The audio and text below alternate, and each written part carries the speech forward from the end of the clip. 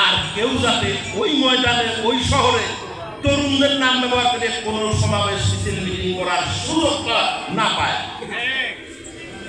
আমাদের সমাবেশ দেখেই যাতে তারা ভীত হয়ে যায় না, সবাই আজকে একটা বৈঠক আপনি যখন করবেন আপনার কাউন্টার পার্টি কাজকে করলে আপনার সমান করতেই হবে, না বেশি হবে, কম হলে কি চলবে?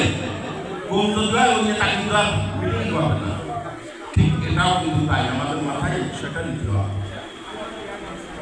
তারুণের মহাসমাবেশে তারেক রহমানের মানে মগজ প্রসূত যে চিন্তাভাবনা সেইটাকে আমরা বাস্তবায়ন করতে চাই।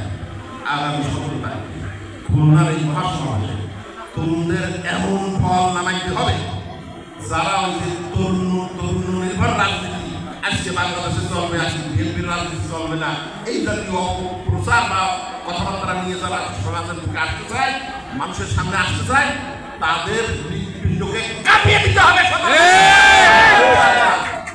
আমরা দেখেছি সম্ভবত 9 তারিখ চট্টগ্রামের বিভাগের তারুণের মহাসমাবেশটা হয়ে গেছে, দেখেন তাই আপনারা অনেকেই দেখেন।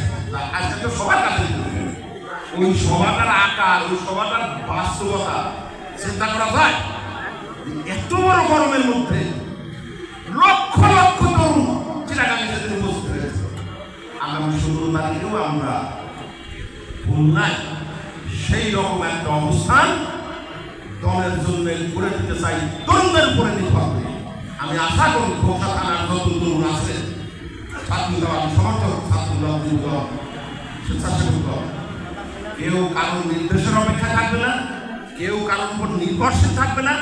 যেমনটা 23, 24, 21 সালে 22 সালে আমরা বিভাগীয় সমাবেশ হলেই রাজশাহীর কোনো বিভাগীয় সমাবেশ, খুলনার কোনো বিভাগীয় সমাবেশ, ঢাকার কেন্দ্রীয় সমাবেশ তো বটেই, ফরিদপুরের বিভাগীয় সমাবেশ, এই সমস্ত সমাবেশে আমরা কিন্তু কাউকে নিয়ে যেতে পারি না সাথে করে। সেই সময় একসাথে 3জন, 4জন, 5জন লোক যাওয়াটা ছিল আমাদের জন্য বিপদ।